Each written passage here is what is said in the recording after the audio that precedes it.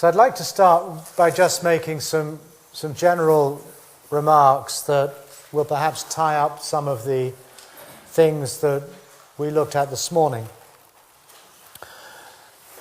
One way in which I think of this process of moving from truths to tasks is as a shift away from Buddhism as a truth-based metaphysics, in other words, that has a kind of a description of reality that is true for all time, and one needs to somehow accord one's own mind, one's own experience with that account of reality.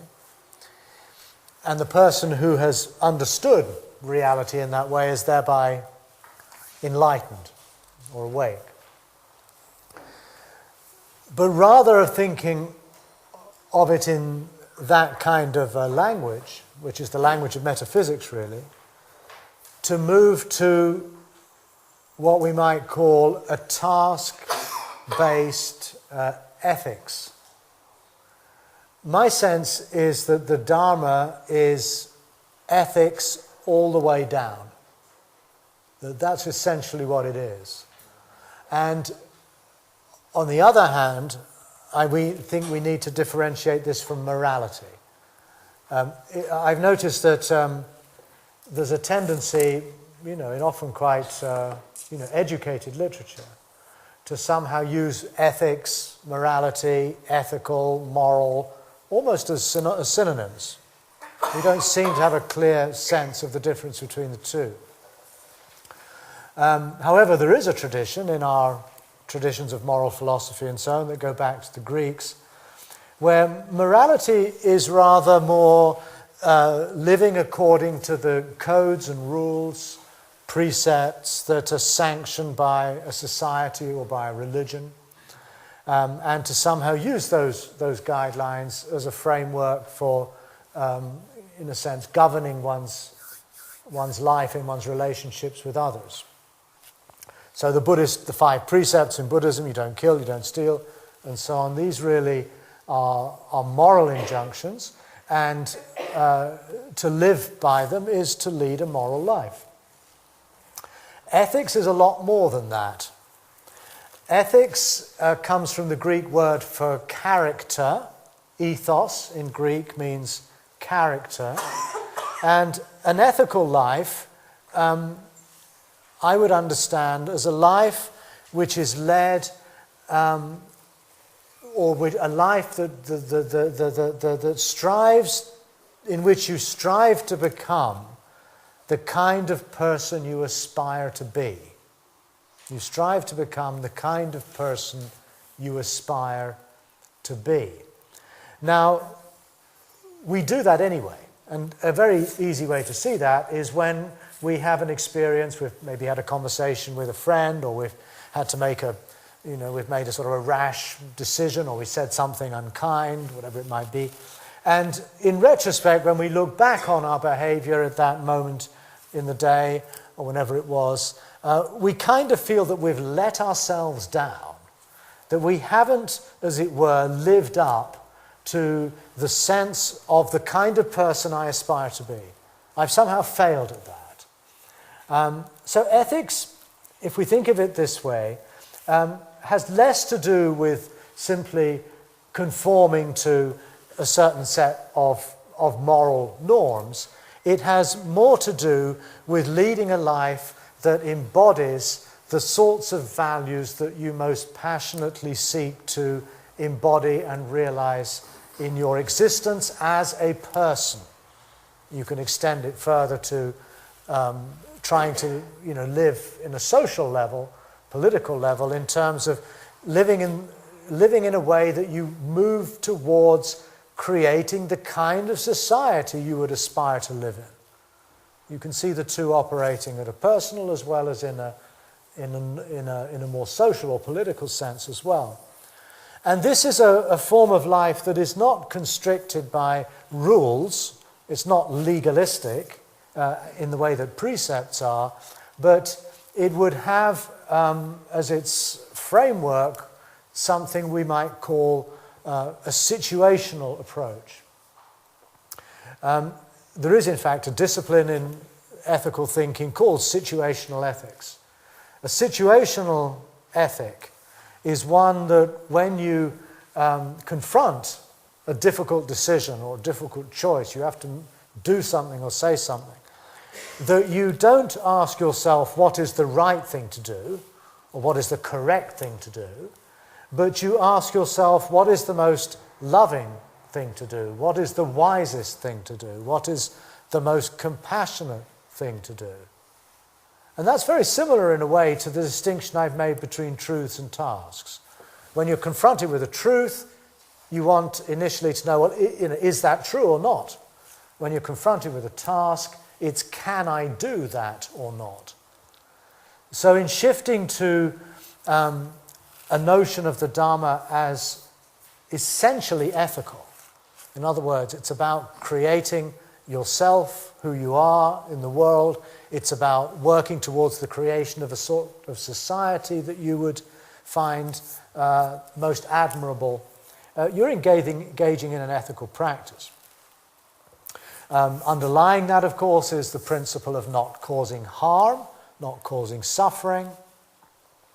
But it's really a framework that enables us to respond most appropriately, most perhaps adequately, most wisely to the situation at hand, for which there are no a priori right answers. I mean, just to give you a simple example of this, you take an issue like abortion, which is a very fraught moral issue of our day. You could have a position in which, as a Buddhist or as a Christian or whatever, abortion is killing and therefore abortion is murder, abortion is therefore wrong. Boom. Problem solved. It's simply not to be tolerated under any circumstances at all.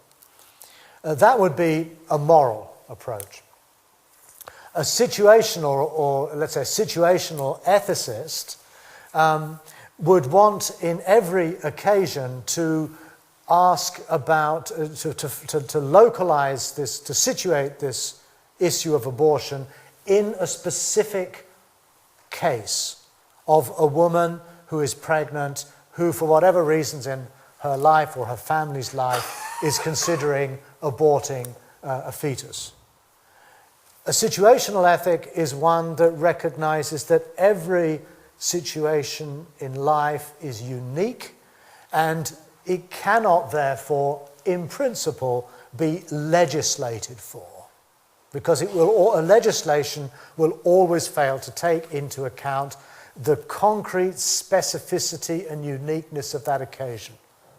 So an ethical approach would be not what is the right thing to do, but what is the most appropriate, wise, compassionate thing to do, with the recognition that you might make things worse. There's no certainty in ethics. You may have the best of intentions, you might have thought and pondered deeply about how to behave in that case, and yet you still do whatever you do, and it turns out to actually make things worse. That's, in other words, an ethical choice is always a risk. The moral world is one in which you can, if you believe that killing is wrong, period, then you can always have the comfort of knowing that you're in the right, even though you cause untold misery by your dogmatic and uptight way of looking at the world. You can yourself feel that you have done the right thing. And I suspect we all can recognize these patterns within ourselves, and perhaps we observe them in the way these moral debates are carried out in the public sphere. But I think it's important to differentiate between the two.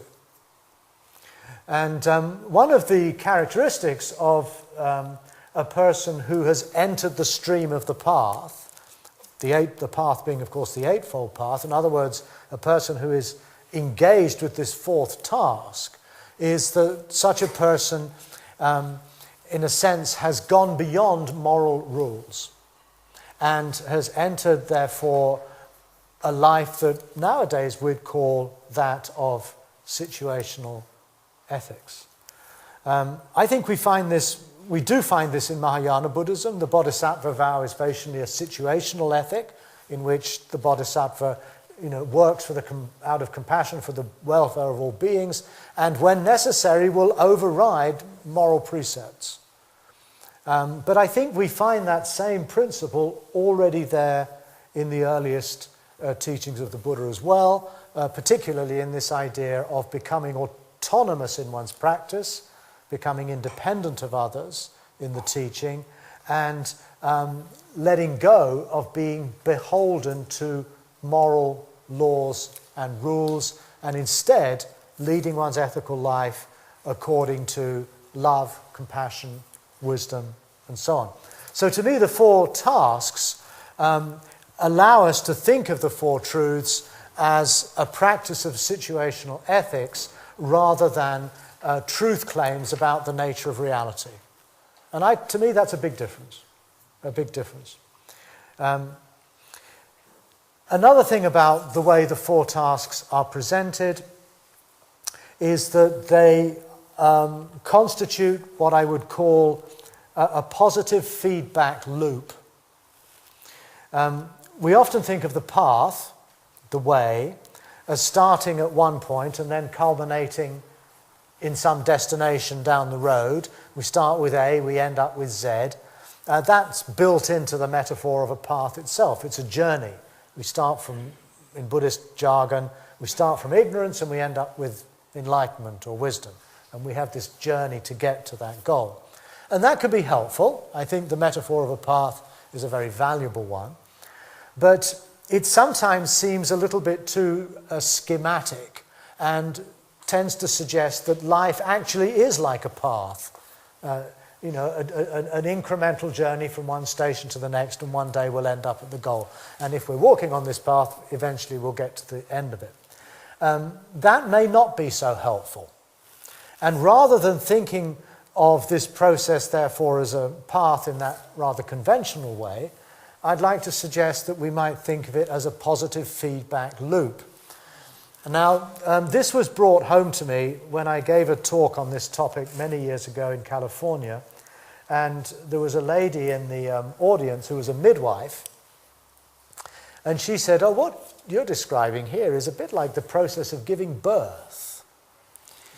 And giving birth, as she explained, was a very good way of explaining what a positive feedback loop is. The way it works, apparently, is that when a woman is about to go into labour, her body releases a hormone called oxytocin that triggers contractions.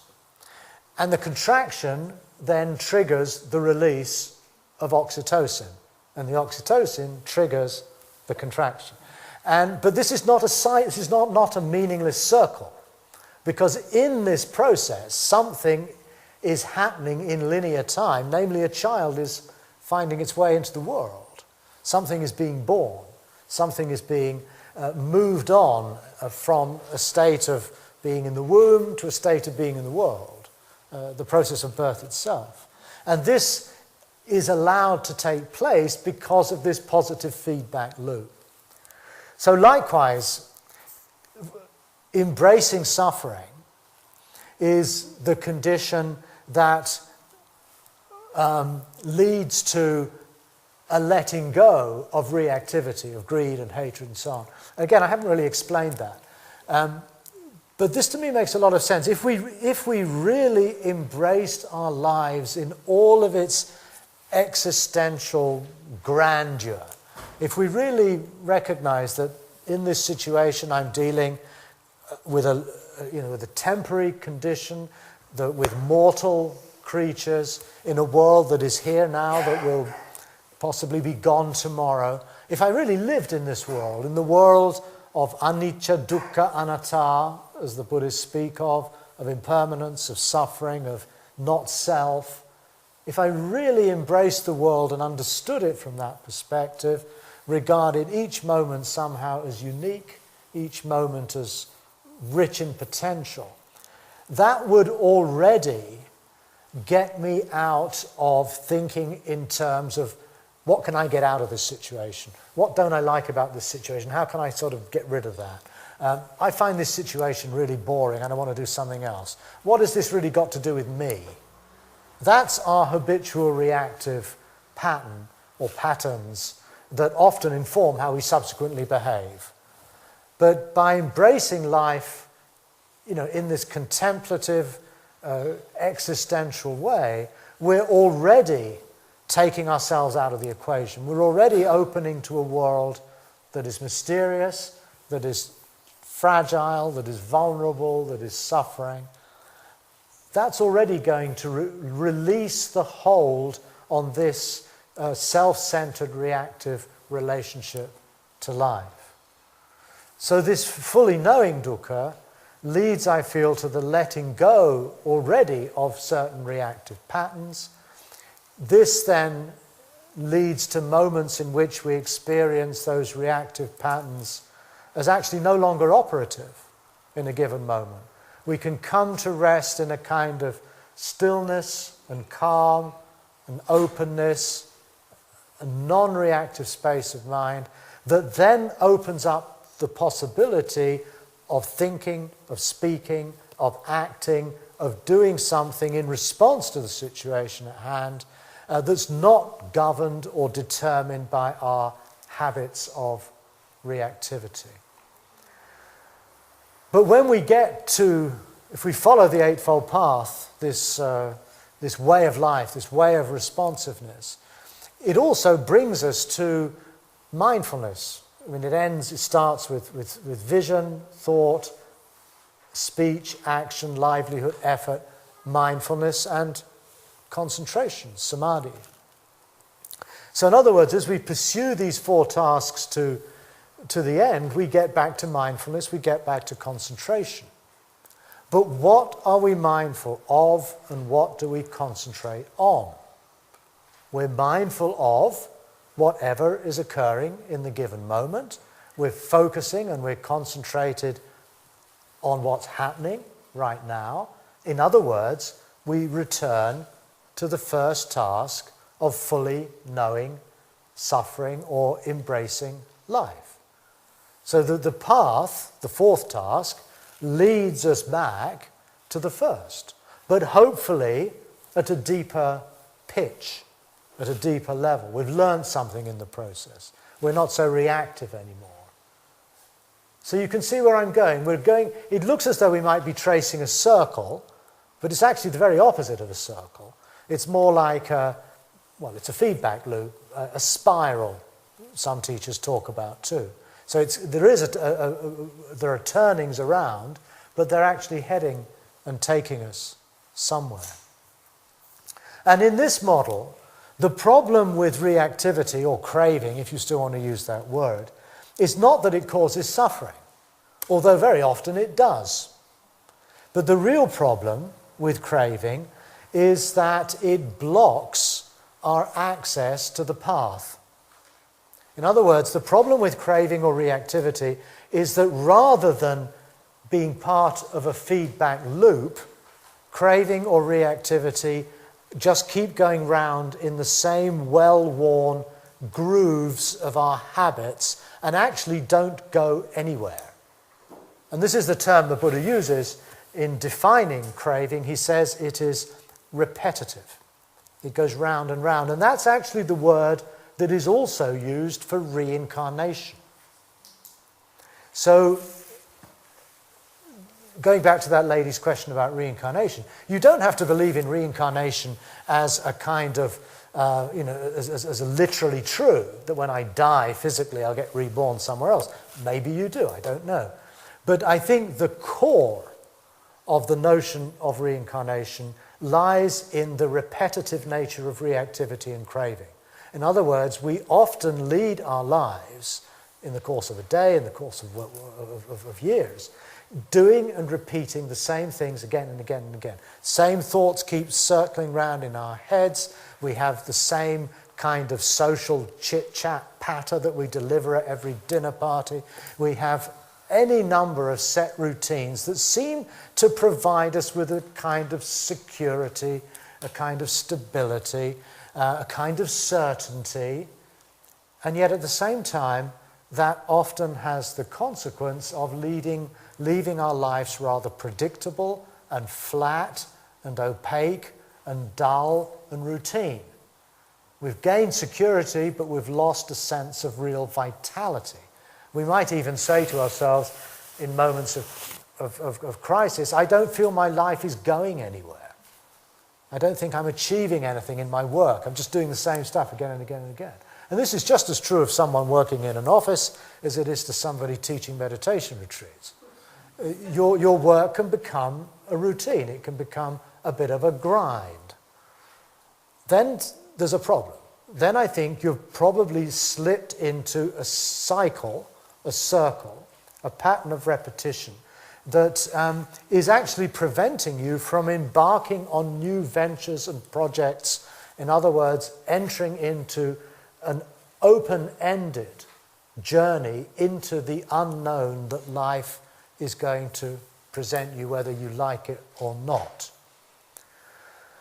So in this way, I think we can interpret reincarnation to basically be the repetitive cyclical patterns within our own psyche, within our own minds, within our own in our own behaviours, in which we're constantly reaffirming being the same thing.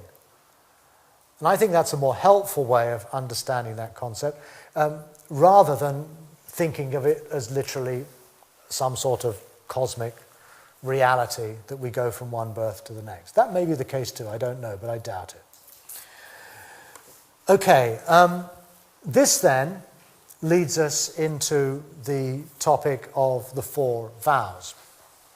The reason I emphasize the ethical dimension of the four tasks is to prepare us for what is the explicitly ethical function of the Four Vows. Now, I realize some of you here may not be familiar with the Four Vows. Those of you in the Western Chan group obviously are, I guess.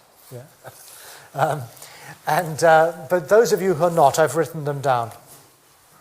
Now, the Four Vows are very much something in all of the Zen traditions, whether that's Japan or China or Korea, which are recited on a daily basis. They're effectively a summary of the Bodhisattva vow. I think they're very beautiful. Again, got a strong aesthetic quality to them. Also, I feel that they are, in fact, a version of the four tasks. Now, this was an idea, well, not exactly that, but the first time I started thinking about this was in a conversation I had with a colleague called Gil Fronsdale. He's an American Vipassana teacher based in California. But previously, he was actually trained as a Zen priest. He was ordained as a Zen priest in the San Francisco Zen Center. He did a PhD, I think, on Dogen, perhaps. He also became very well versed in Pali and now works within the Vipassana tradition rather than the Zen tradition. But he mentioned to me once, just as a sort of thinking out loud exercise, you know, I wonder if the Four Vows are connected to the Four Noble Truths. And that struck me as a very intriguing possibility. And this was before I was really thinking about the four tasks so clearly as I am now.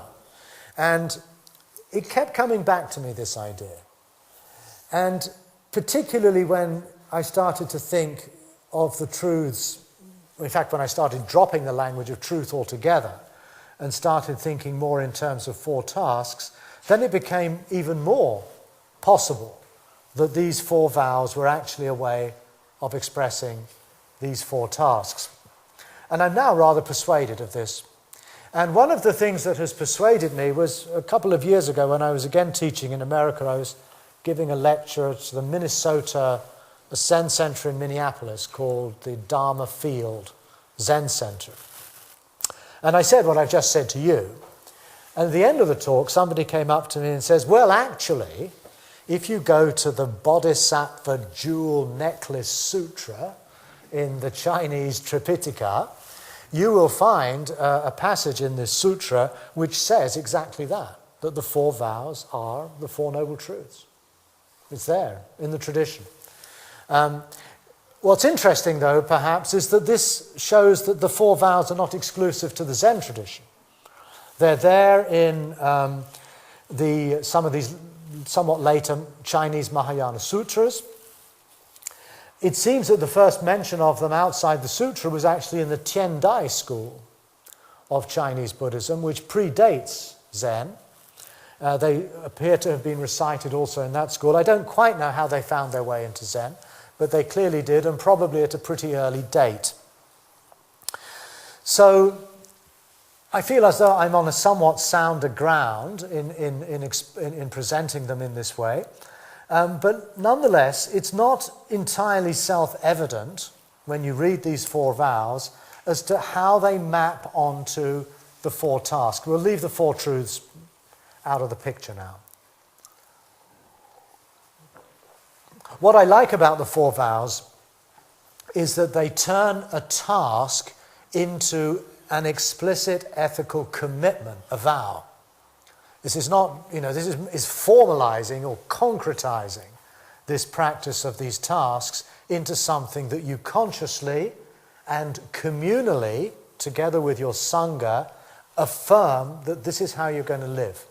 You're going to live according to these vows. So let's look at each one of them in turn. Sentient beings are boundless. I vow to liberate them all. Now, you might be aware of different translations, but this is one I've sort of put together as a composite from different versions I've come across, and also having looked at the Chinese. Sentient beings are boundless. I vow to liberate them all. Defilements are inexhaustible. I vow to sever them all.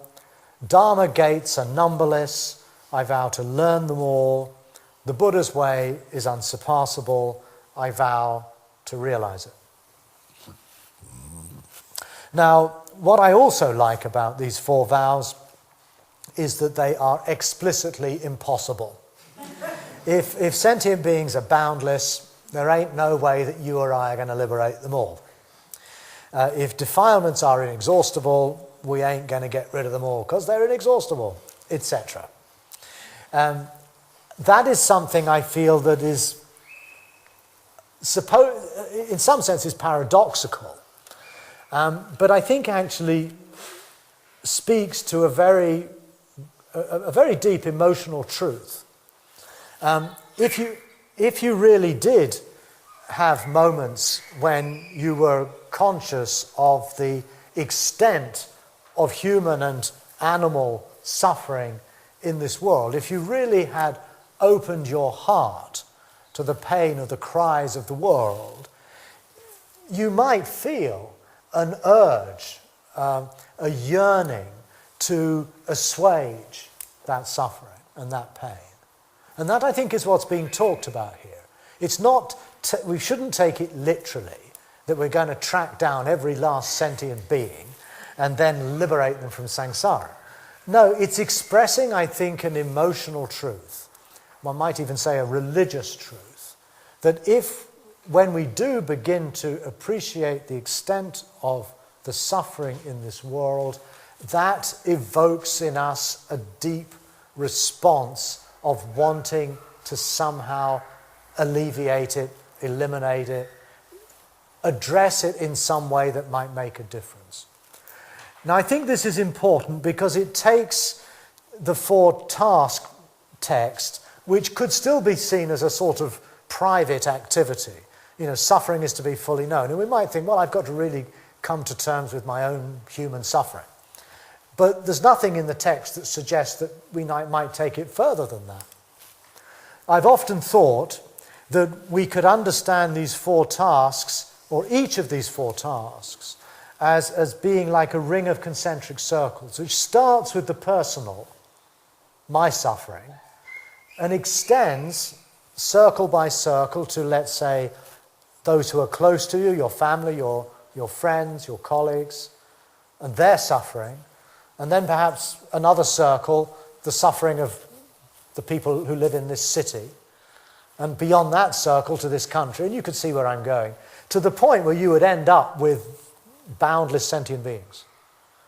So I think we can see these tasks as needing to be initiated at the level of your personal life, but as you expand your awareness of, let's say, suffering, you're also reaching beyond the limits of your own skin and reaching out and being more empathetic and more attuned to the suffering of others, those you meet in the course of your day, or the plight of some group, let's say immigrants or some minority or whatever, and you can feel their suffering as well. And all, depending on which layer of the concentric circle you're addressing, that will likewise call forth for a different kind of letting go, a different kind of ceasing, a different kind of path in life that you might have to follow to really respond to that suffering.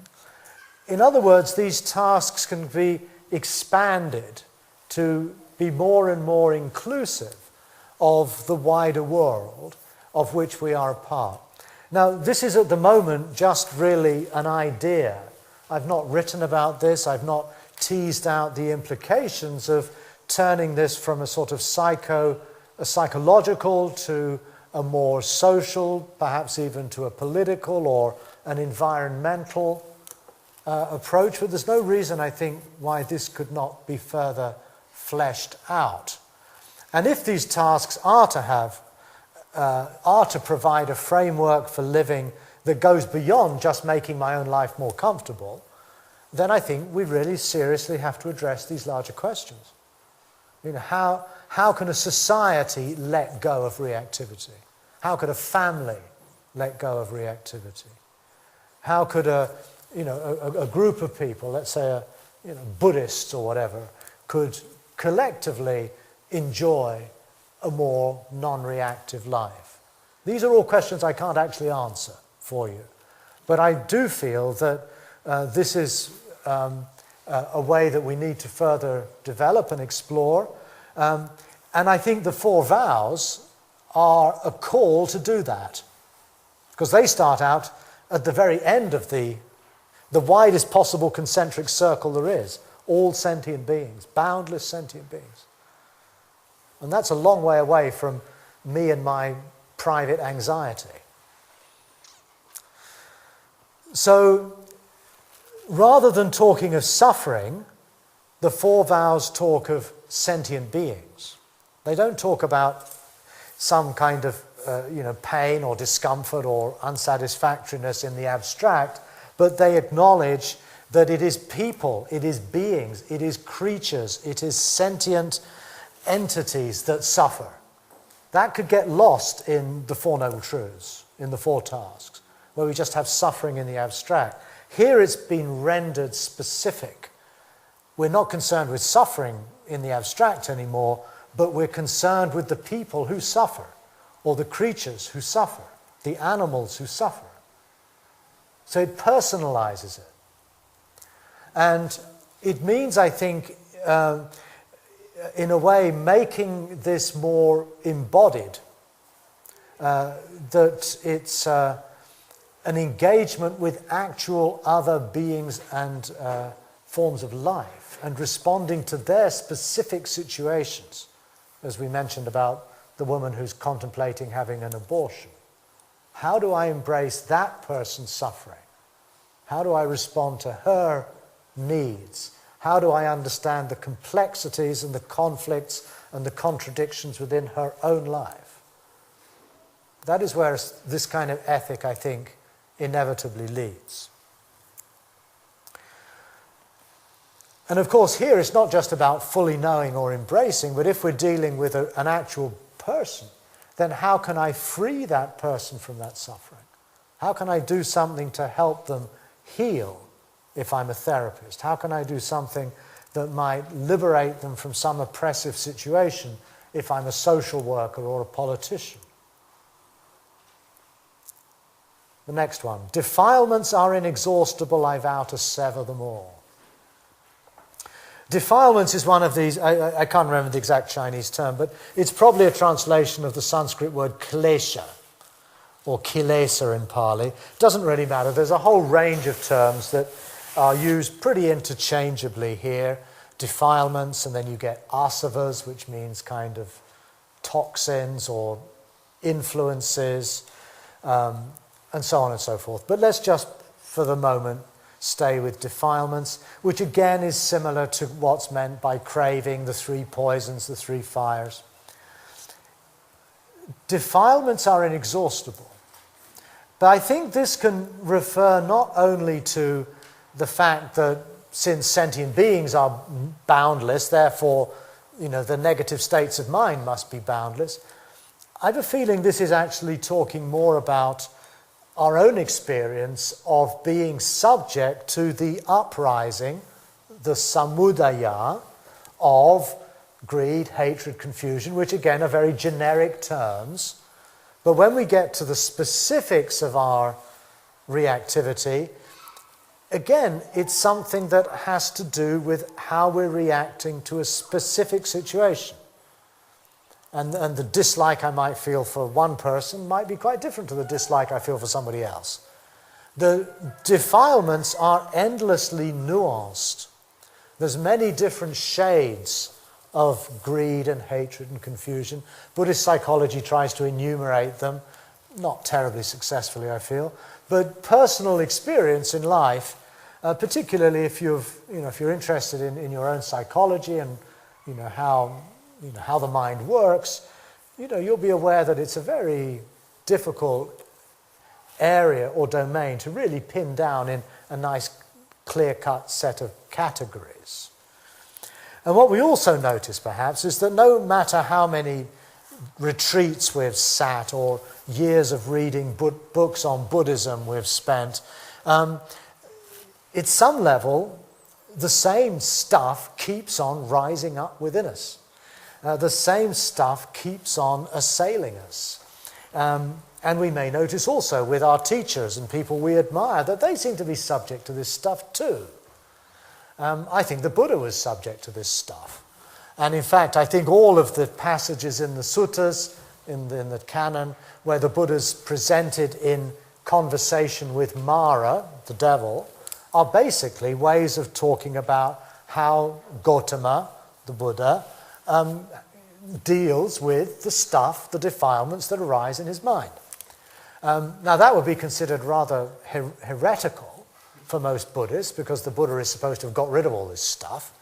But actually, not only do the suttas suggest this presence of Mara right up until shortly before he dies, which I think for us would mean that these Maric or these negative tendencies were always around. It also, I think, affirms what would be a natural scientific understanding of, let's say, craving or desire or hatred or fear, namely that these are so powerful because they have served us enormous survival advantages. The greed and hatred and confusion and egoism and all these things are not just etheric qualities that exist in the mind. They are embedded in the limbic system of the body. That craving, for example, is something that we're never going to be free of for the simple reason that we're never going to get rid of our limbic system. That we carry within us the inheritance of our evolutionary past. And the reality of these defilements is part of who we are. It's not a problem to be solved, but rather it is a reality that we need to embrace and then let go of in such a way that we don't get caught up in it. But the idea that one day it'll all just stop, I think, is a total pipe dream. That these are things that are, as the text says, inexhaustible. They'll always be coming up. Of course, as we maybe get older and more mature and more wise, and we get a more stable meditation practice together, and we do enough therapy and so on, We might, I think, find our lives are less and less, in a sense, invaded by these things. They die down, I would argue, in their force. They become less potent because we don't act on them so much anymore. But that's not the same as they're disappearing altogether. If you get yourself into a very dangerous situation or a very difficult situation, then the chances are that you'll re-experience all these things quite powerfully. So I think this second vow is saying defilements are inexhaustible, they're always going to be around, but you vow to sever them all. In other words, one by one, with the sword of Manjushri, you will cut through them. And that, I think, is, again, the language of severing or cutting off might sound a little violent, but if we take it symbolically, it's really about being aware of, let's say, an anxious thought and spotting it, and then, as it were, not exactly cutting it off, but transforming it through simply seeing it for what it is, letting it go, letting it be, so that it fizzles out of its own accord. That, I think, is what is meant here. We may use different meditative and psychotherapeutic devices to achieve this. We might, for example, if we feel hatred, we might then engender a feeling of kindness or love, which will neutralize the hatred. That would be another way to go about it. We may have other strategies that we find helpful in coping with some of these difficult emotions. However we do it, the point is it's going to be a constant part of our practice for as long as we're alive on this earth. We're going to have to come to terms with the way our body-mind reacts in ways that, we would prefer not to get drawn into. And now the third one. The third one's the least obvious. Dharma gates are numberless. I vow to learn them all. Now, what on earth has that got to do with the ceasing of reactivity is to be beheld? It's not obvious at all. But I hope to persuade you in the next few minutes that actually it makes perfect sense. Now, the expression that's used in the Four Vows is Dharma gates. As far as I'm aware, this is a uniquely Chinese expression. It's Fa Men, I think, in Chinese, Pot Mon in Korean. Dharma gates. In other words, ways into the Dharma. Dharma gates are numberless. What does that mean? Well, I think we have to think further what a Dharma gate might be. In this context, I would understand Dharma gates to mean any situation in life. Any situation in life can become a gateway to the Dharma. Now, what is a gateway? A gateway is an empty space. A gateway is got two pillars to either side, it's got some lintel above the top, but crucially, a gate is an empty space. It's the absence of something that obstructs passage through it. If the gate is shut and the door is locked, we can't get through. We're stuck. Now, this might already remind you of what I was saying about the problem with craving. The problem with craving is not that it causes suffering, although it often does. The problem with craving is that it prevents us from entering the path. It functions as a hindrance, as an obstacle, as a blockage, by spinning us round in circles, and we can't free ourselves from that entrapped or blocked state of mind. Now, a Dharma gate is the very opposite of that. A Dharma gate is an open space through which we can pass into the Dharma, or in this case, the practice of the path, really. That's where it's going to. But the point is that Dharma gates are not just formal Buddhist teachings. which is perhaps how a traditional interpretation of that might be. These are teachings the Buddha has given, 84,000 dharmas and so on.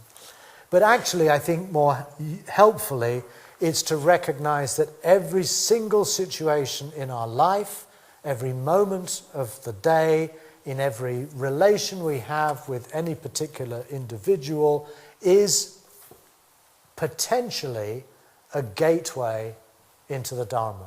It's a space that we can open up and enter in such a way that it brings into that situation the qualities and the virtues that we aspire to cultivate in becoming the sort of person we aspire to be. These are ethical spaces. Now, nirvana is also an ethical space. Nirvana is described as, well, again, I'll give this the very classical old definition. Nirvana, or the Dharma, they're often interchangeable, is said to be clearly visible,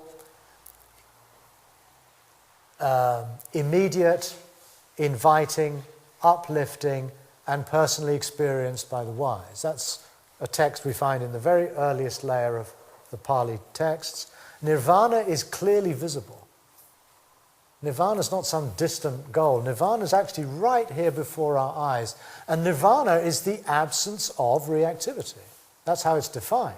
It's the absence of greed, the absence of hatred, the absence of confusion. Unconditioned is the absence of greed, absence of hatred, absence of confusion. In other words, an emptiness, the same. Emptiness in the early texts is not a metaphysical idea at all, but it means to dwell in a state of awareness that is not conditioned by reactivity.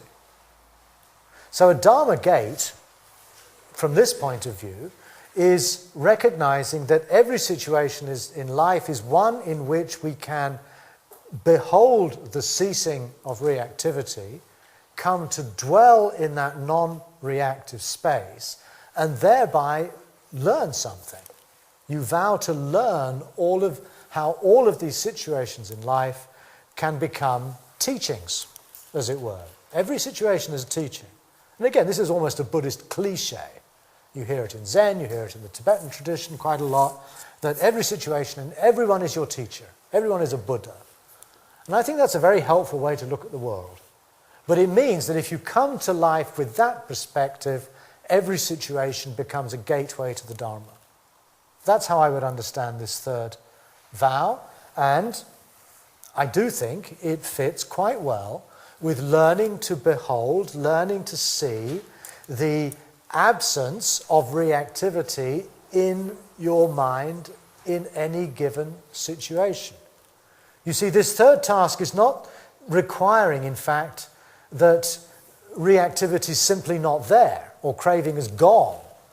It could be that you are mindful of your craving, you're aware of these reactions that are coming up in your mind, you're aware of how much hate you feel for this person, but the awareness itself is not reactive, it's not hateful. It's observing the hate, it's observing the anguish or whatever it is. But the observing mind in itself is not reactive.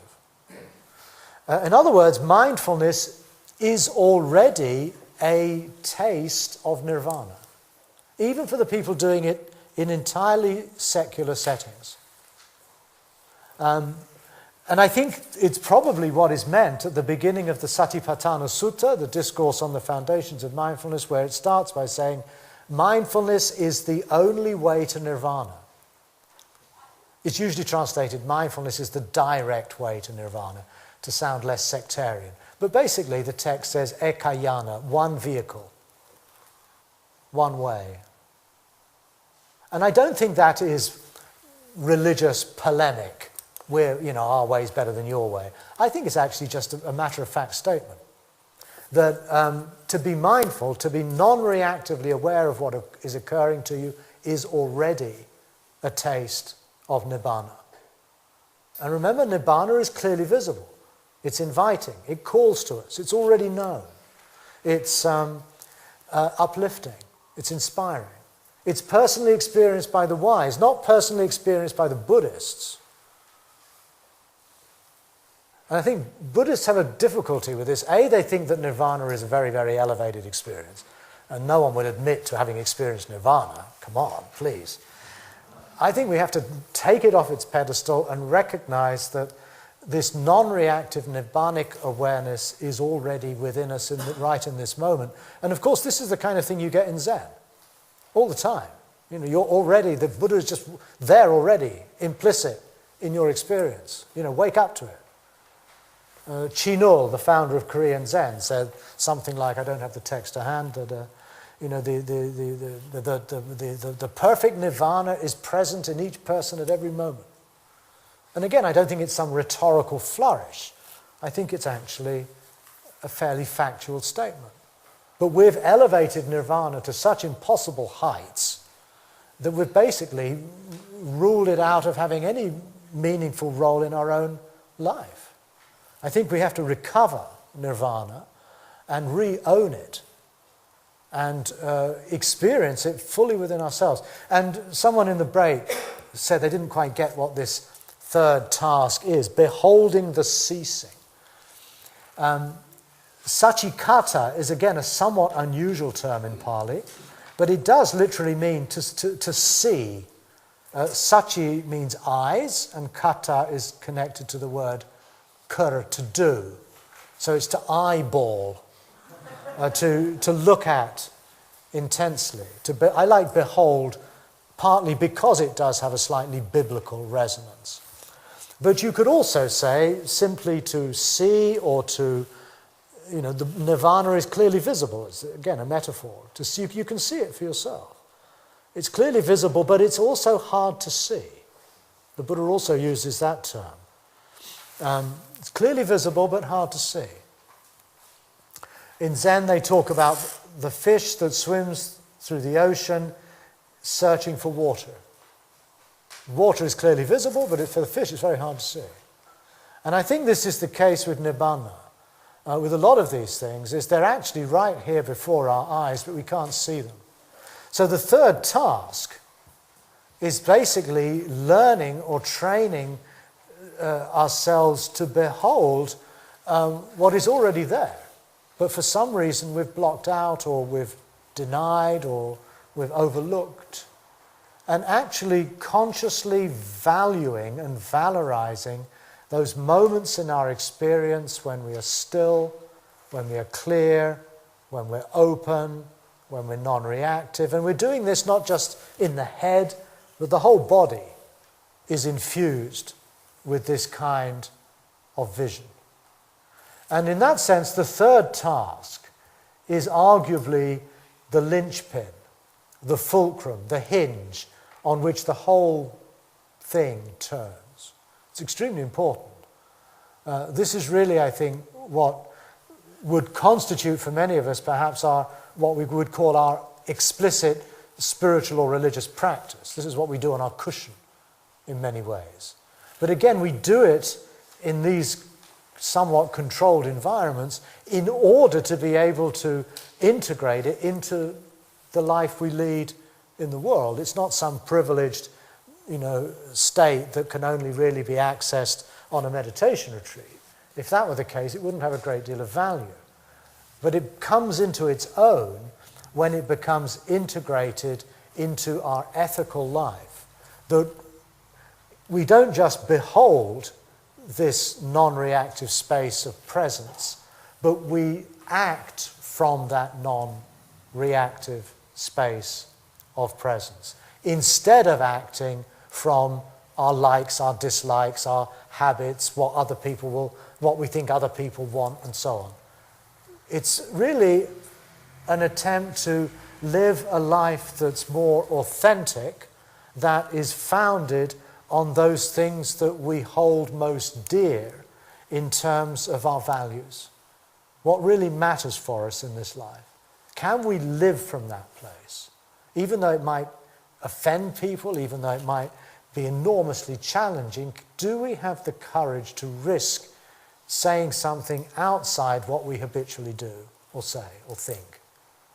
That's very challenging. And what I like about a lot of the Zen koans is that they, to me, are examples, little glimpses in ancient China or wherever it is, of people who are, as it were, acting in that way.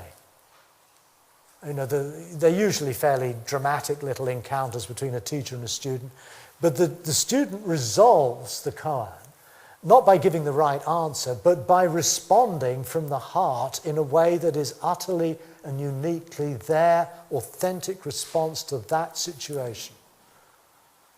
So in some ways, this is about coming to rest, coming to dwell in precisely the frame of mind that you would cultivate in Zen, or in mindfulness, or in Dzogchen. I don't think it really matters. I think at this point of experience, these different traditions kind of merge.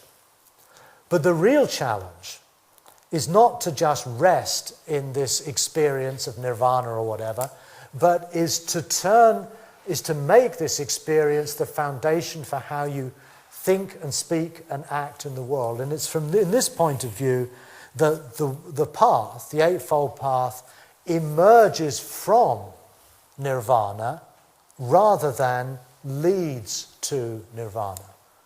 The standard, if you look at the Four Truths, they've got it the other way around. The way to the ceasing of suffering is the Noble Eightfold Path. In other words, the Noble Eightfold Path takes you back to nirvana, the ceasing of suffering. I think it's the other way around.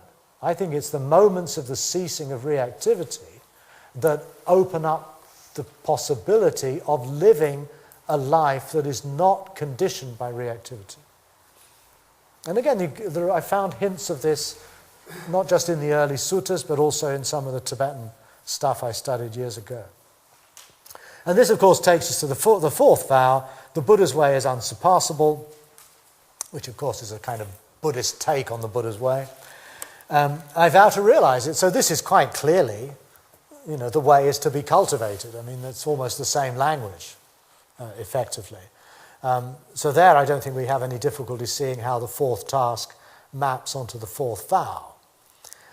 But I'm going to stop there. I've said enough. But I hope that makes sense. I've personally found it very valuable to move from truths to tasks to vows.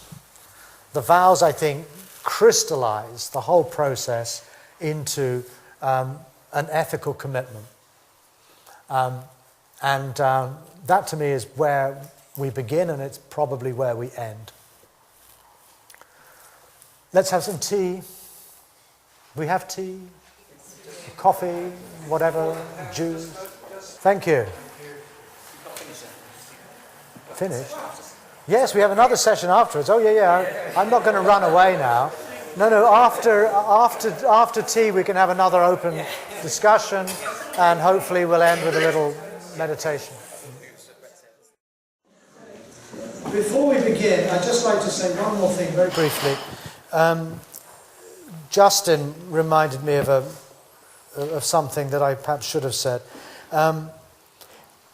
I've been presenting these four tasks as though they were a sequence of steps. 1, 2, 3, 4. And logically, I find that to be helpful. But it is problematic in the way that it gives you the impression that, okay, now I've got to practice the first one, and then maybe next week I'll practice the second one. Whereas we could also think of these as each of these four is an aspect of a single task. We could think of this as a fourfold task rather than four tasks. And in the example I gave this morning to the lady who asked the question with the meditation interview thing, what I described is probably happening within 2 or 3 seconds, right? Person comes in the room, my reactions, stopping, responding. It's happening at high speed, like life does, unfortunately. We don't have the luxury when we're in social or work situations to say, wait a minute, I've got to go and get my third task a little bit better, ratcheted up before I get ready. No, the real challenge is to convert by presenting it as 4 steps, that's very useful as a didactic device, as a teaching device. It breaks it down in order for us to see more clearly the elements that need to be involved. But in actual life, you don't have that. You can't. Life doesn't break down so neatly. You're called upon to respond now. And in that sense, I think it's helpful to start thinking of these as a single task, which has 4 aspects: embracing, letting go, seeing or noticing the non-reactive space, the stopping, and responding. And also to notice that the first task is already necessarily the 4th task. To fully know dukkha is to be mindful and aware and concentrated, which is part of the Eightfold Path. So, and even weirder is that the way the Buddha defines fully know, pariññā, embrace, is identical to the way he defines nirvana. He says embracing means without greed, without hatred, without delusion. In other words, the embracing is a non-reactive embrace. The 3rd task is already there in the 1st. The 4th task is already there in the 1st. And the 2nd task too, likewise, I would argue, is implicit in the letting go. It's an embracing that's also a releasing, which sounds paradoxical perhaps, but I think it makes sense in this context. So that's another sort of way we might, or you may want to think about this as we continue. Okay, I've said enough. Questions, comments, and I'll try and be as brief as I can so as many people can ask as possible. Something I'm interested in is ritual. Oh, ritual, yeah. I thought you'd like that one. Well, it's already come up once someone was already asked me this. Well, I just remember about 5 years ago, you led a week retreat down at Gaia House. Mm-hmm. I think it was the Insight crowd. And at the end, some of them were saying, "Oh, could we make up our own ritual? We're lacking ritual." Uh-huh. How do we sort of just pilfer it from existing traditions? Do we make it up? Do we learn to live without it? I'm from a different angle. I sit with the Sota Zen group, so I love the ritual. I just ignore the metaphysics. But there's always this bit of a tension between being secular and having a bit of ritual with it. That's correct. No, thank you for that. I think it's a question that comes up an awful lot in these sorts of presentations. What is the role of ritual in secular Buddhism? And maybe should write a book about it. I think the first question we have to ask before we even go down that track is to say, what do we mean? What is ritual? Is ritual just waving a stick of incense or hitting a bell or chanting a sutta? Well, on the surface, yes. But deep down, what is the function of a ritual in a community? I would offer as a tentative definition that rituals are activities that communities perform as a way of physically or vocally embodying their deepest values. That is, I think, if we're not clear about what ritual means at the deepest sense, and I think that's a reasonable definition. If you think of any particular ritual, it's people coming together with similar values who formally articulate them in song or silence or some physical posture or gesture that is their way of, in a sense, communally affirming value. Now, I find it kind of strange, actually, sometimes when we've been sitting in meditation retreat and then someone says, I really miss the rituals. They don't seem to recognize that sitting for 45 minutes cross-legged on a cushion with bells going off is not a ritual. Of course it's a ritual, at least in the way I've just defined it. It's a group of people coming together, physically embodying their shared values. So sitting meditation is ritual. And people also ask, well, what is devotion? Where's the role of devotion? And another answer I would have for that is, to me, the act of sitting in Zazen is an act of devotion. Already, you don't have to bow down to Buddha images. Just to sit, fully, totally, with complete commitment, that is a deeply devotional act. Not a devotion to something, some icon, but a devotion to what matters most deeply for you. So I think that's one way we might start this discussion. The other question is how do rituals emerge? I'm always a little bit wary of people who make up rituals. It's a very new agey kind of thing. Let's go and make a ritual for the spring ceremony.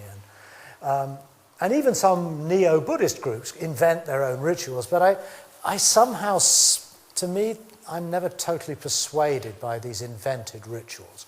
My sense is that rituals emerge organically through the life of a community. They may be borrowing from pre-existing elements. I mean, I suspect our rituals have probably come to reflect elements of Christian worship. I mean, who knows? I don't know. But I do think they emerge organically. I don't think that they can be just invented out of the blue. But who knows? Maybe I'm wrong. Maybe they do make them up and then they just become so normative that people just feel they've always been around. But I don't think we can dispense with ritual at all. And I think we must be careful just to reject it out of hand because it seems too religious.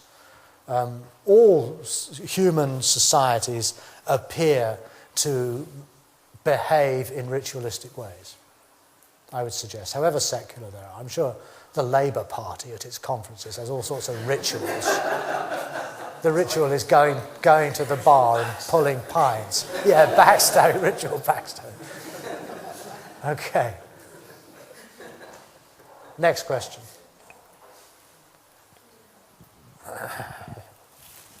Slightly related. You had kind of gave a few hints in the first part of your talk about the shamanic interest you held. How do you reconcile that with what you've been speaking about today and ritual and things like that? Well, it reconciles with ritual very easily because this is a highly ritualized form of practice. And over the last 2 or 3 years, I've participated in medicine ceremonies, always communally, always in a spiritual setting with shamans. And my sense is that this is a way of actually practicing the third task.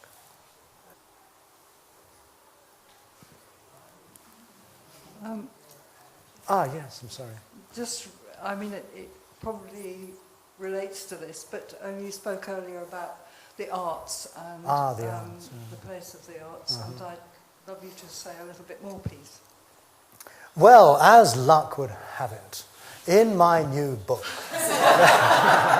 there's a whole section, all of the writings I've done on the arts. I started reading it. Oh, you started reading it. So, there's I pulled together all of my writing on photography, on collage, on imagination, and put it together as the final section of that book, including an unpublished essay on aesthetics. I call it the aesthetics of emptiness, or an anesthetics of emptiness. And to me, the most appropriate metaphor for practice of Dharma is the practice of art. In other words, I'm very much against, in a way, and I wouldn't say that, somewhat strongly, the idea that the Dharma practice is somehow a kind of science of the mind, and that this is some kind of technological procedure where if you get every step right, you end up enlightened. Or meditation is a technique. Words like technique, even I've heard people talk of Buddhism as a spiritual technology. That makes my flesh go cold, I'm afraid. In other words, there's no room in any of this for the imagination. Now, my understanding of the Eightfold Path is it starts with vision, with seeing clearly, and then the next step is called Sammasankappa. Now, Sankappa is almost invariably translated as right thought. But again, Sankappa doesn't mean thought. You look it up in the dictionary. It comes from the Pali word kapeti. And kapeti means to organize, to arrange, to structure. It's very much like building or creating something. It's not just about intentions. That's part of it. But it actually has to be about constructing or forming or shaping something.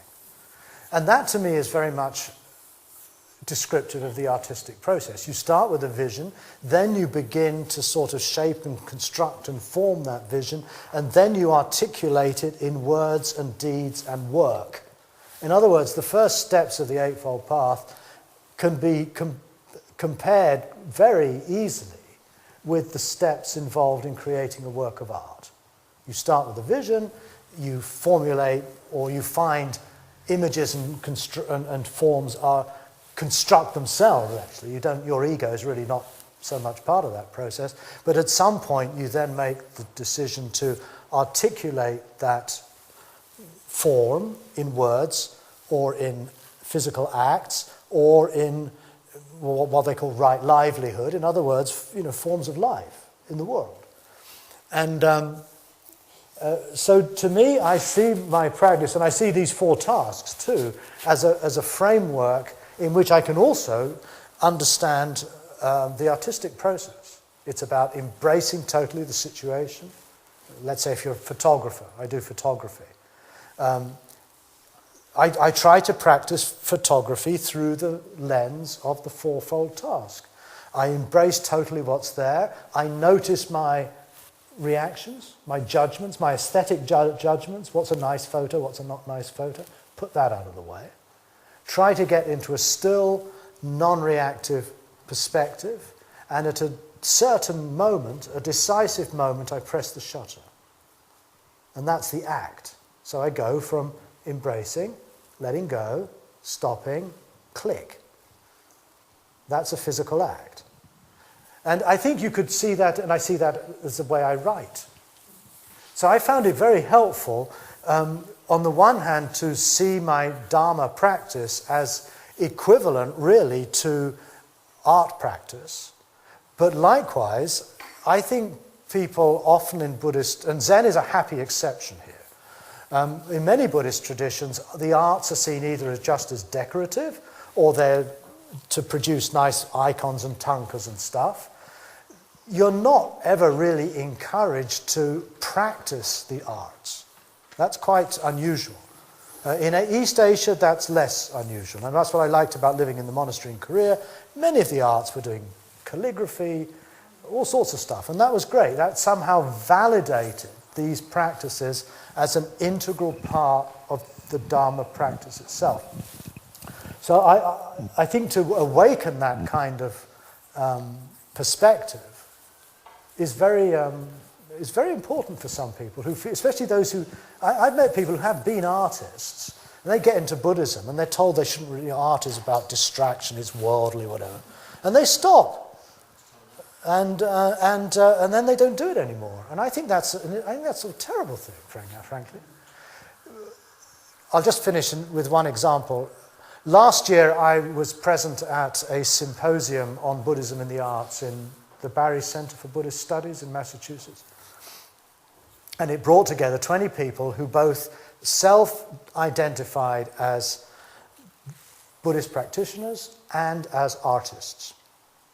And all of them, including myself, found that when we were in our art world, the Buddhism was not mentioned, it was kept to the side. And when you're in your Buddhist world, the art is sort of kept to the side, it's excluded. And yet, subjectively, all of us agreed that both of these areas in our life were practices. You practice art, you practice Dharma, and they're not separate things. As a Buddhist, my practice of art is no different from my practice of Dharma. It's just another way of doing the same thing. But it's active, it's utilizing the imagination, which I think is crucial. In other words, bringing something out from within into a shared public environment in the world is, to me, absolutely central to the Eightfold Path. It's about manifesting and sharing, exhibiting, showing your understanding or your values in a public way. Stephen, how do you relate the four tasks to anatta? Anatta, you mean? Anatta, sorry. Anatta doesn't really figure in this any more than impermanence does. They would both be they would both be dimensions of dukkha.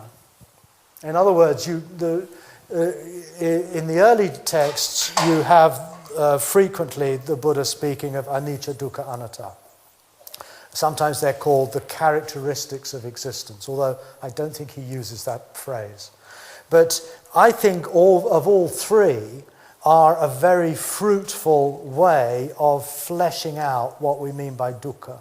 Anatta and dukkha, anatta, anicca and dukkha, to me are just aspects of experience that we tend to ignore or deny, that we need to bring attention to. So fully knowing dukkha means fully knowing anicca, dukkha and anatta.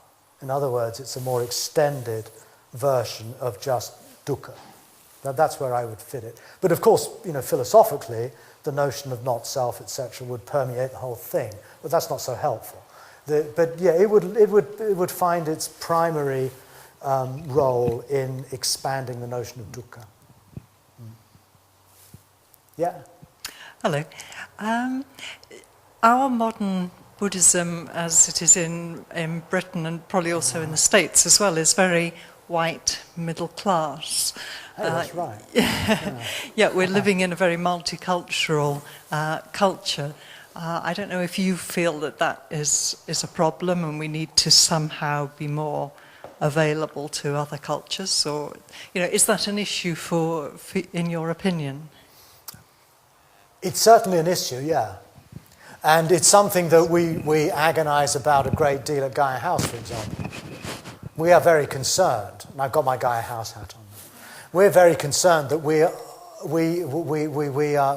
declare ourselves to be very open to what people of diverse cultures, backgrounds, ethnicities, genders, sexual orientation, whatever it is. But that's, again, a nice sort of white middle class, sort of liberal, tolerant perspective, isn't it? And just by making those statements doesn't have lots of coloured or gay people pouring through our doors. I'm a little bit uncomfortable with somehow making it into a big issue and beating oneself up because there are too many white faces in the room. But on the other hand, I do recognise that the very fact of the very way we set up our retreats and set up our meetings and set up events like this, we are unconsciously, in a sense, assuming that our audience will be people like us. We just naturally do that. And I think in doing so, we are probably unconsciously and undeliberately behaving in ways that would put off people from ethnic minorities if they were to walk into this space. In America, they've got a much bigger history of working with this, and in America now you can have retreats. There's people of color retreats. Are you white? You can't get in. Or they have retreats for LBGQT, whatever it is, LBGTQ. They sometimes say LBGTQ. Only for people of those orientations. We have considered doing that at Gaia House. But again, I don't feel too comfortable about that. But when I've spoken to friends of mine who are people of colour, they tell me that when they go into a Vipassana retreat or a Zen retreat, and it's just white people, they don't feel comfortable. They feel that they're kind of a marginal minority. All of their unease about race is not eased in these situations. So I'm fully aware that to meet their needs, it's probably important to create situations where they feel safe. And they use that word. They don't feel safe. A black person in a room full of white people doesn't feel safe. I suspect that's worse in America than here. But nonetheless, it's probably not terribly comfortable, I would think. I mean, I've experienced it the other way around. I've been a whitey in Korea, for example, and have experienced the prejudice from the Koreans. It is an experience that I can sympathise with because I've been subjected to it myself. But I don't really have a solution to this problem. That is the other dilemma. And I'd like to think that as we mature as a community, that we will naturally, create structures that will be open and inclusive. But maybe that's just naive. Maybe we really do have to make a conscious effort to do something. I spend a lot of time discussing this stuff and don't really seem to get very far with it. So I'm glad you brought it up. So yes, I do think it's an issue, but I don't want it to become such an issue it kind of crowds out everything else.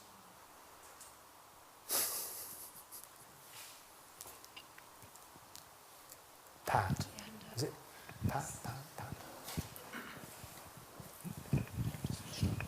Actually, I want to say two things. The first is about art. Art. I think photography is probably quite unique because I'm not a photographer, but when you were talking about you look, you see, you have your vision, and then you click. And I think in most art forms, you might start with your vision, but you're also creating your vision as you work. That's right. That's my experience,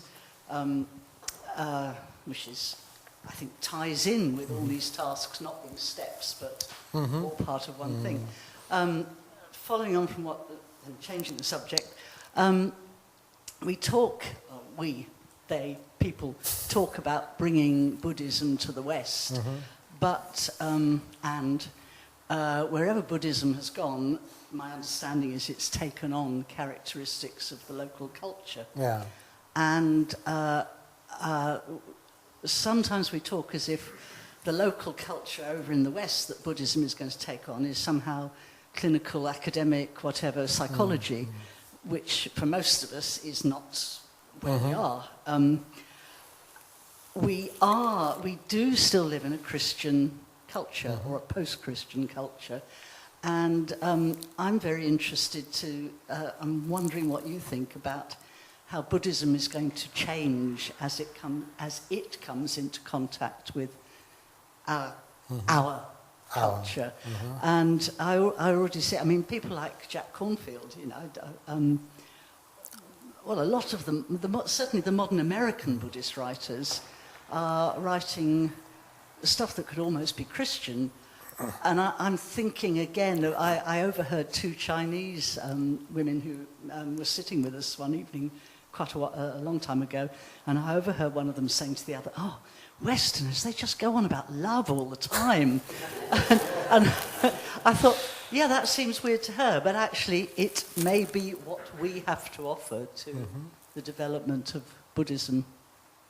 Right, there's a lot there. I take your point about photography and the other arts, but I also do practice collage, which goes on forever, and books. So yeah, I think photography is a convenient example to make my point. But with the other arts, I don't think, although it might be a work that takes you a year or two to finish, but I still feel very much that it is following a vision. It's exploring different sort of organizational and formal structures, and you learn as you go along, and there are moments in which you pause and you contemplate. That's to me a very integral part of art, is just stopping and letting yourself absorb what's going on, and then you continue, and then at some point it's finished. So yeah, I think that's a good point, and I think the different arts need to be thought of perhaps in ways that reflect the characteristics of that. It's really the idea of creating your vision. You start with a vision and you create it as you go on, I think. That's correct. And then, I'm glad you brought that up, because if you look at the fourth task, the way is to be cultivated, bhavana. The literal meaning of bhavana is to bring into being. In other words, the path is to be brought into being. We say cultivate, because when you cultivate a plant, you bring it into being. But literally, the word is to bring into being. And that is, of course, to create something. It's creativity. There is, I think, implicit in this idea of the path already the idea that the path is a work you create. It's an art work. I don't want to get Oscar Wildish about this, but your life becomes your art, in a way. As someone like Marina Abramovic, have you come across her work? Well, she is the work. Joseph Beuys was another one. But both of these have actually had make quite explicit references to Buddhism, shamanism, meditation. Your second point is a more difficult one to answer. I think one of the differences that might make the difference in Buddhism coming to the West is the fact that as Westerners, we take for granted what we call historical consciousness. The very way you ask that question is already framed in a way that an Asian person probably wouldn't think.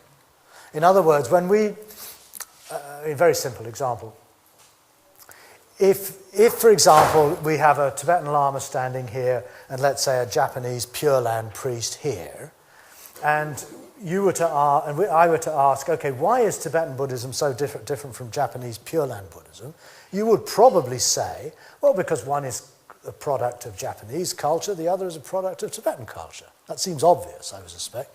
If you ask a Tibetan, and I've actually had this discussion, they will say, no, the reason they're different is because we've got the true Dharma and they don't. In other words, the idea that the Dharma, the form of the Dharma, is actually something that emerges contingently upon the interaction between Buddhist teaching and a host culture, be it Tibet, Japan, Sri Lanka, or Britain, that's not a point that's really appreciated. The fact is, Buddhism is itself a highly impermanent, contingent, historical, human creation. And yet religious institutions like to think that this has always been like this, that our teaching, our lineage, goes back unchanged to the Buddha himself. That's very difficult to really take literally. Inspirationally, yes, definitely. But the idea that you can preserve something which somehow avoids the contamination of history and time, it's very difficult for us to accept. So having said that, historical consciousness, or Western consciousness, is starting at a very different point. It's coming with a different set of assumptions. And arguably, this might lead to the fact that we will have a much more contingent sense of the Dharma that we practice as well. That what we're doing is given our conditions, given our backgrounds, given our culture, given the Christian environment, whatever it is, inevitably how we then articulate what we're doing, how we practice what we're doing, how we communicate what we're doing, how we represent it in art, will be, to some degree, a reflection of those conditions, which are different from the conditions of Tibetans and Japanese and so on. And that's always been the case. That's never not been the case with Buddhism. Even the Buddhism of the Pali Canon is conditioned by the Indian cultural context. It's conditioned by, Brahmanical views and Jain views, and you can't really understand it independently of those frameworks within which it arose. So, but the weird thing is that Buddhism says everything is impermanent, everything's unsatisfactory, everything is not self, everything is empty, everything is contingent, except my tradition of Buddhism. That has somehow escaped all of that stuff. It's permanent, it's satisfactory, it's really got a definite identity, it's not contingent. There's a failure sometimes, I think, for Buddhists to recognize their own insights within the tradition that they are part of themselves. Can we self-reflectively turn Buddhism to rethink Buddhism? And maybe that's what's going to happen. I'd like to think so, because I think that's kind of exciting. Ditto, I think, with the imagination. A contingent, fluid, transient, poignant world is one that, to me, is best illustrated through the imagination, through the arts, not through some sort of dogmatic account of what it's supposed to mean. And this will be a work in progress. I think it's already happening. As I said before, we fail to see some of these elements. We fail to notice that mindfulness emerges out of the Burmese experience of colonialism.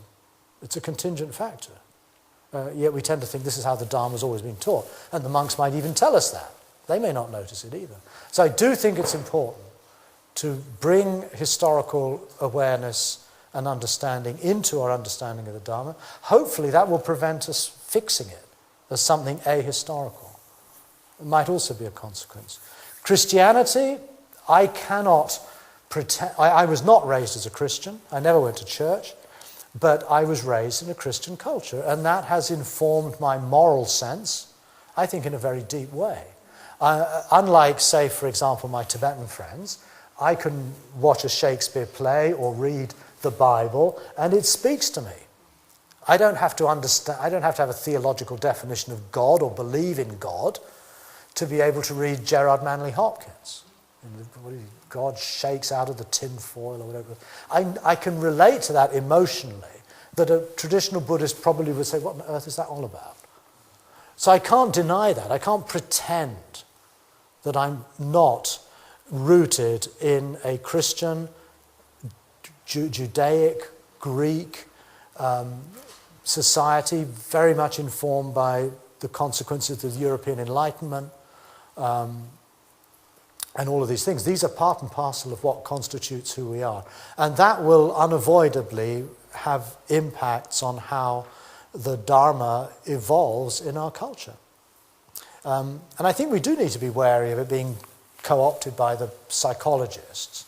But on the other hand, if you look at the history of Buddhism, and if you look at how Buddhism has traditionally entered into other societies in its history, it tends to find a sympathetic niche.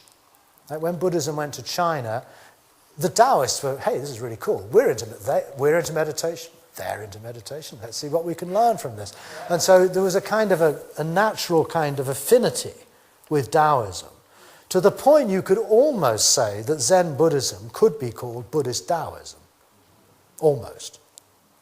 And at the early, in the Tang period, Zhuangzi, Lao Tzu, these were within the Buddhist canon. The Zen Buddhists took these as canonical texts, the Taoist texts. And that could something similar could happen here. Christianity will obviously play a role, but I think for many of us who think of ourselves as post-Christian, it won't be through comparing passages of the Bible with the Pali canon. It'll be more that we bring a sensibility to the Dharma that is distinctively post-Christian, whatever that might mean, instead of just mimicking and replicating traditional Buddhist habits that are inherited from Asia. We could go on and on about this one. Next, this gentleman here who hasn't answered yet, and then Stephen, if we have time. Okay, well, thanks for that. I wanted to bring up a point about ethics. Uh-huh. So, as I see it, your reframing in terms of task brings this question of, the for what to the foreground, if I can say it in that way. And what I heard you say is the question of how to respond appropriately, and the place of ethics is what gets focused on for you. That's right. But if I think about my experience of going to Buddhist retreats, I haven't encountered a lot of ethics as part of that. What you've defined as morality in terms of the precepts and so on, I mean, that's all there, of course. And there's often a gesturing to questions of ethics, but it's not part, it hasn't been part of my experience of being on retreat. And it's kind of there as something, now you'll go away and you'll do that, right? I'm sure. So, but it's not kind of integral to it. And I've had a little bit of experience outside of Western context with Buddhism, and I get a much stronger sense, at least from that, of a kind of service role that Buddhism plays in a kind of sense of community. So I just wonder if you could offer any reflections on kind of how we got here in terms of the kind of retreat structure that's often put on, and whether or not you think a different kind of teaching has to take place in order to get the kinds of focus on ethics that you want. Yeah, that's a really good point. Going back to another lady, your question about the diversity issues. The one Buddhist organization that most Buddhists don't know about is called the Soka Gakkai. Who's heard of the Soka Gakkai here? Oh, quite a few of you, okay. Now, they do make an incredible effort to create communities of people who are disadvantaged, of ethnic minority. And if you go to a Soka Gakkai meeting, you'll find that it's not just white people at all. It's very diverse. And another thing that differentiates Soka Gakkai is they don't do meditation retreats. That's completely anathema. Meditation is regarded as something just passé. It's past its sell-by date. It's not needed anymore. They just do chanting. And they chant together in a very sort of, it's a ritualized way. It's full of noise. They don't have long periods of silence and staring at the ground. But they're always engaged with each other, and their practice is totally integrated in terms of the formal chanting exercises they do in their small groups and in their larger community, and their commitment to building up social networks by creating community, particularly amongst people who are, who are impoverished or who are somehow off the economic privilege that we may have, who may not be that educated, and are very often people of color. It's the same in the United States. Soka Gakkai is the only Buddhist organization that really embraces ethnic diversity. And I think that could connect to your question. I don't think people who are struggling to survive in a foreign culture like this, who have kids to raise and school, I can't see what going on a silent retreat at Gaia House would possibly do for them, frankly. I mean, how would that speak to their condition? It speaks to the condition, basically, of people who are relatively well off, educated, privileged, who have sufficient leisure time to go and sit for a silence in a week and watch their breath. So I think that the whole question is not just about, are we doing the retreats right, but is the retreat actually a model that is perhaps perpetuating the kinds of biases that we're now questioning? Isn't it set up for privileged white people? I don't know, but that makes me wonder. And I do agree with you that because the retreats are in silence, because they're framed within the 5 precepts, there really isn't, well, again, I can't speak for every retreat. I would hope on my retreats I do address these questions. I like to frame what we're doing in terms of this model, you see. I want to bring I'm probably, for many people, always saying the same thing. But this is basically my shtick. And this shtick is just what I deliver on a retreat, because I do want, very passionately, for the experience you have on a retreat to be integral to your life in the world. If it's not, what is the point of the retreat? I mean, why don't I just go off for a weekend and inject myself with heroin? I'd be much happier. I'm joking about that. But it is, I think, a valid point. And I know that amongst the teachers at Gaia House, for example, we talk about this a lot. We're not unaware of this problem. In fact, someone has just set up at Gaia House a web-based program for people who have done retreats. It's called After the Retreat, What Next? And it's a series of 6 programs that people do online, I think, precisely in order to address those questions. But people feel that the retreat environment should not be compromised by exploring questions that are not actually concerned with your experience on the retreat. And I can sympathize with that. You go on retreat because you want to train your mind in a certain way. And to do that, you need to separate yourself off from the world. That's important. It's a retreat, for God's sake. But the problem is there's often not enough integration time between leaving the retreat and going back to a totally non-Buddhist type environment like Bristol and getting back to your work and your family. And we tell them at the end, it's really important that you bring this practice into your daily life. But do we actually give people the necessary tools and skills to do that? Are we actually presenting the practice in a way that would encourage that, or in a sense assume that, rather than making a few platitudes at the end where we tell people to go off and do it? So it's a big question. And I'm afraid I don't really have a very good answer, apart from just noting the conditions under which we are developing these programs.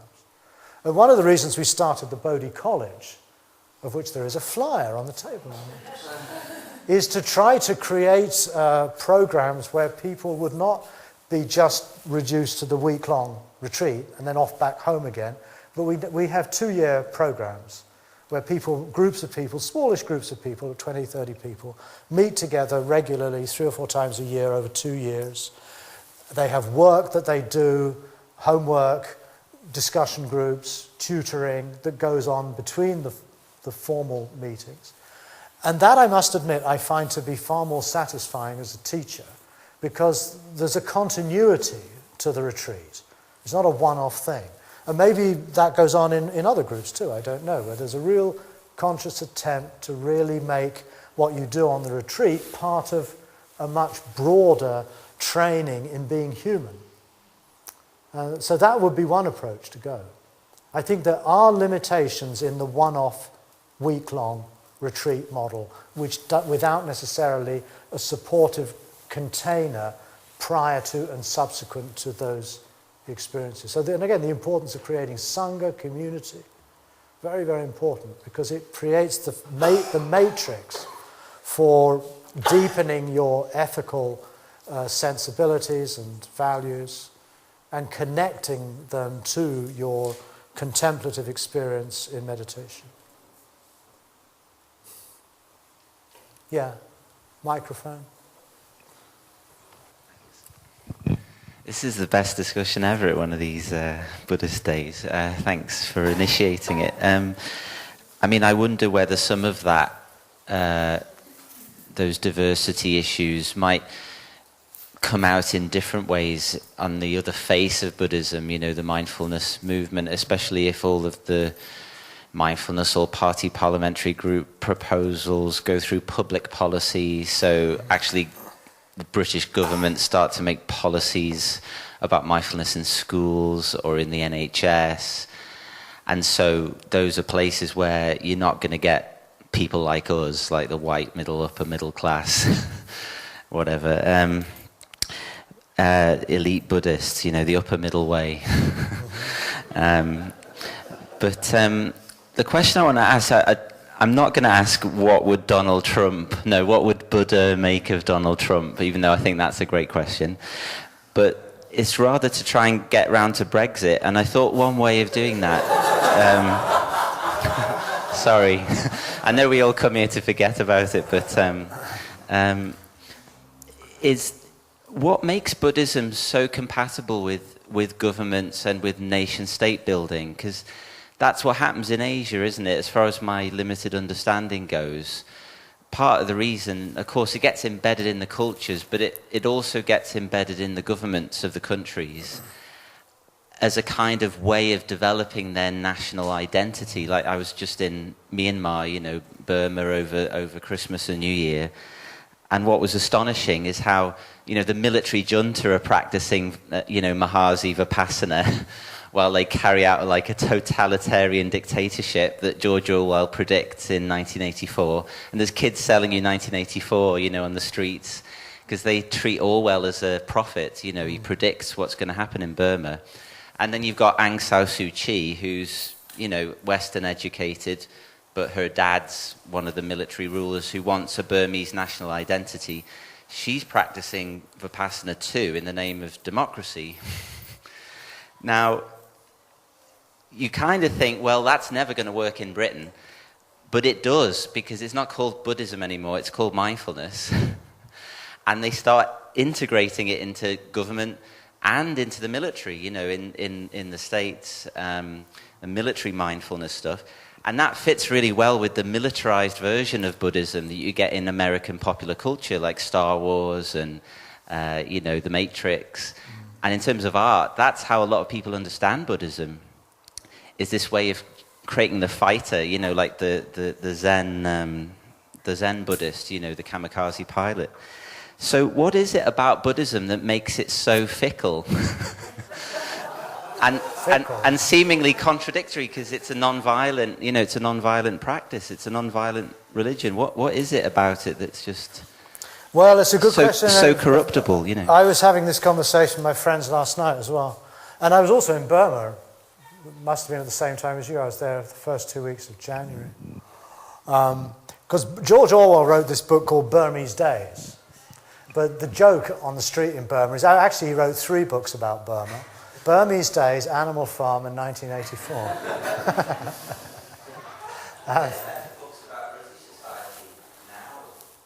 Yes, that's true too. Mm-hmm. No, this is true. I don't actually have an answer to your question. I think it would be presumptuous of me to say, oh, well, it's because of this, that, or the other. The reality is, and I don't think, and we can even take Buddhism out of this, it's not just Buddhism, it's Christianity. Christianity would be an equally good example, a religion that, that if you really took the teachings of Jesus to heart, there's no room for violence, there's no room for military anything. And yet, that hasn't prevented Christianity from supporting the most terrible oppressions and wars and occupations and discriminations. And Buddhists have done the same. I mean, Westerners like to think of Buddhism sometimes as, as a religion of peace and non-violence that somehow avoided all of these other traps. But if you look on the ground, that's simply not the case. The year before I was in Sri Lanka, same problem. You've got, and it's not, sometimes it's the Buddhist monks who are at the forefront of this kind of discriminatory behavior. You have this thing in Burma called the Bamata, which is the organization of monks who, and these are not just random guys on the street, these are senior sayadaws who are promoting a Buddhism that is anti-Islam, anti-Christian, that sees Buddhism as the natural religion of the Burmese state. Sri Lanka is exactly the same. If you've ever been to the Temple of the Tooth, that's basically a shrine to Sri Lanka. The tooth becomes the symbol of the state, effectively. And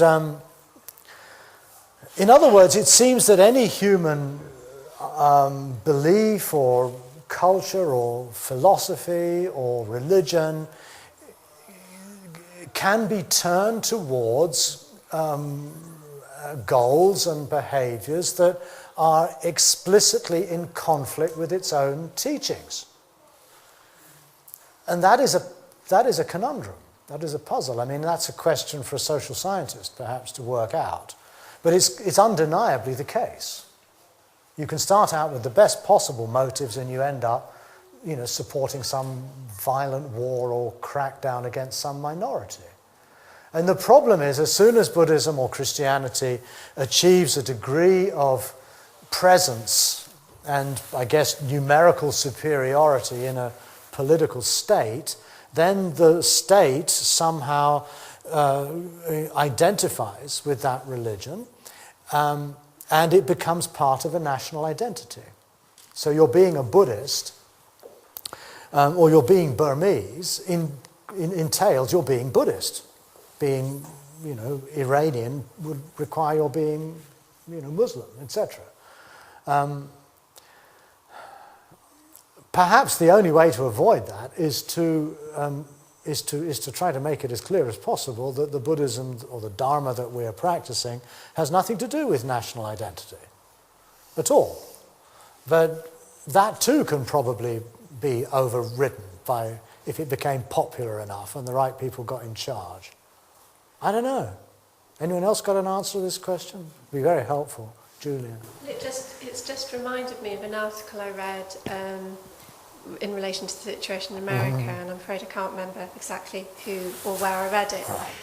But it was about sort of early warning signs of a totalitarian state, such as restriction of the media, as one example.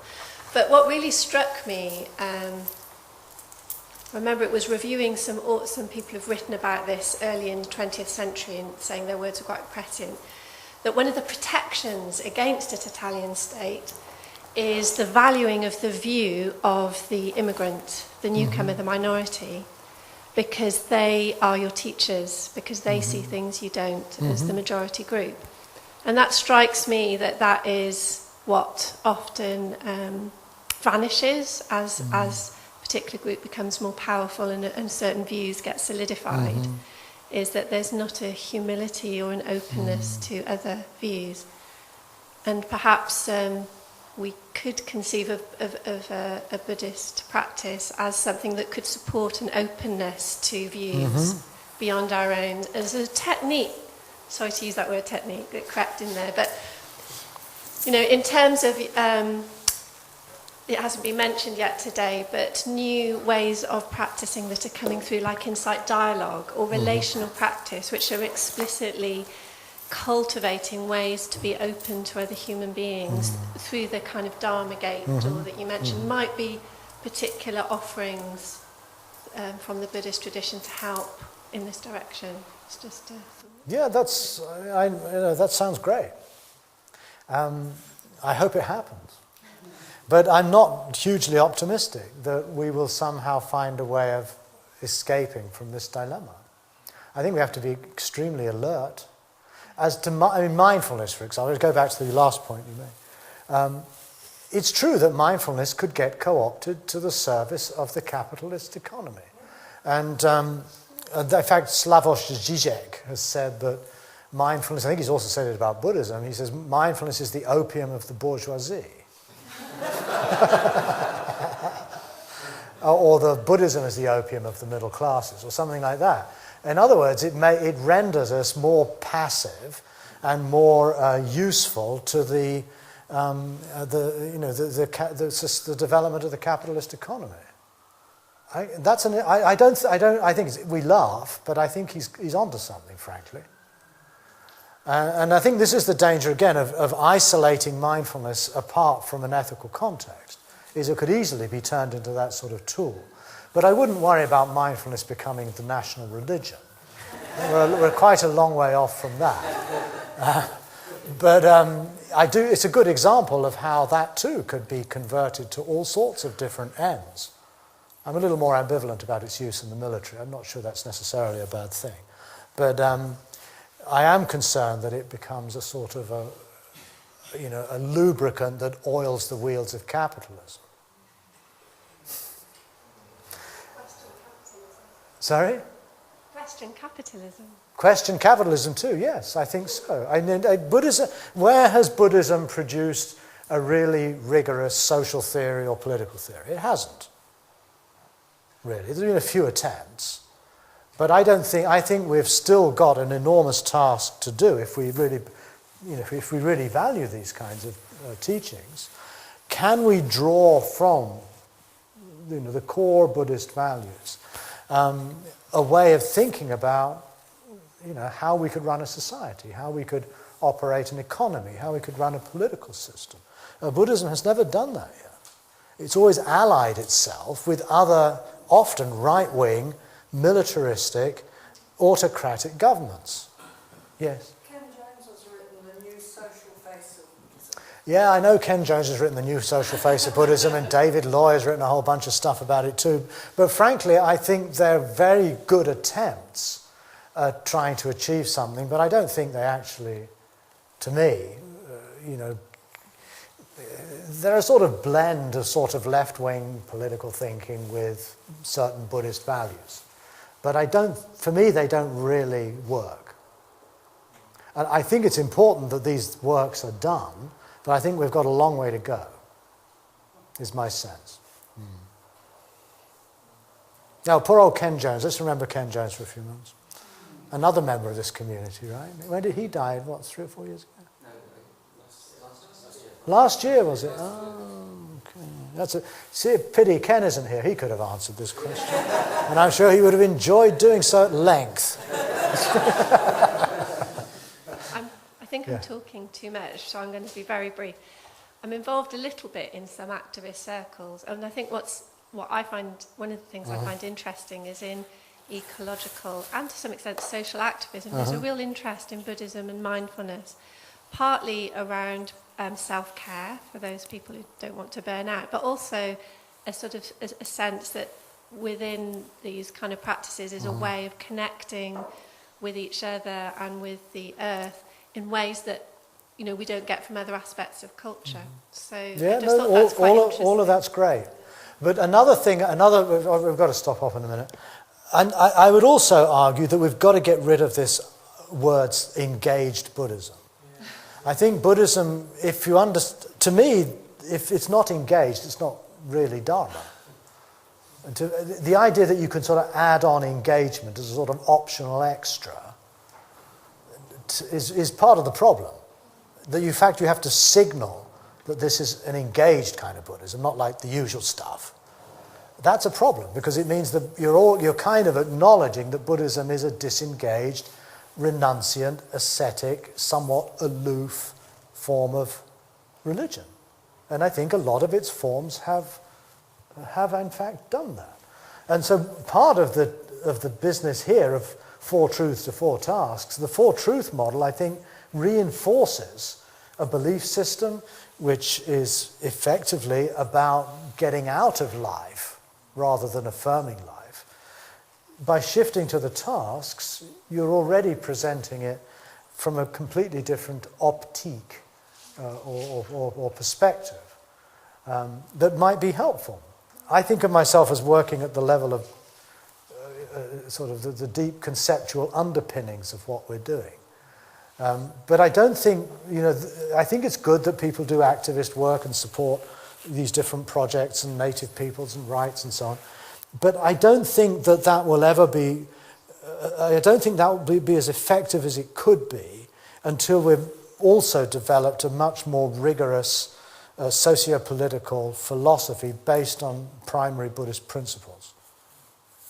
That, I think, is important. And again, that's not going to happen overnight, I'm afraid. But hopefully one day this will emerge. And it might emerge out of Asia rather than the West, actually. I think a lot might come out of China in the next decades as they recover Buddhism, hopefully in a different way. We'll see. Okay, let's conclude with 10 minutes of silence. Is that okay? And then we'll wrap.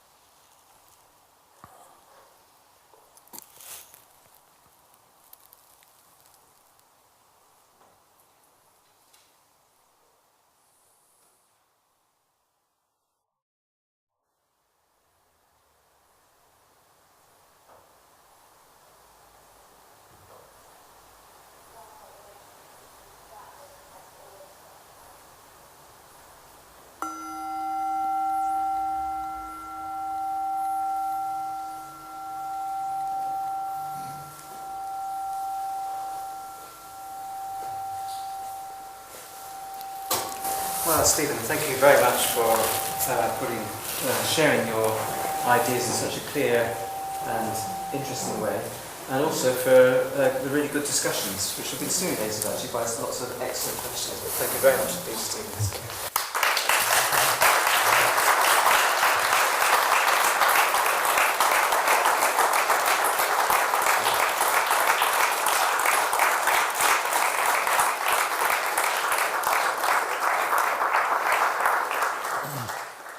And thank you. As you can see, not to labour a point, there's some flyers for the Bodhi College there. There's a couple of books which I'm going to take in a few minutes, so if you want to have a look at them. I have a website, and also if you want to follow me on Instagram, I have a practice where I post one picture a day, and I've now been doing this for nearly 800 days. So if you want to follow my glimpses of the world, then you go to, that is my handle, Agnostic108 in Instagram. Thank you. All the best.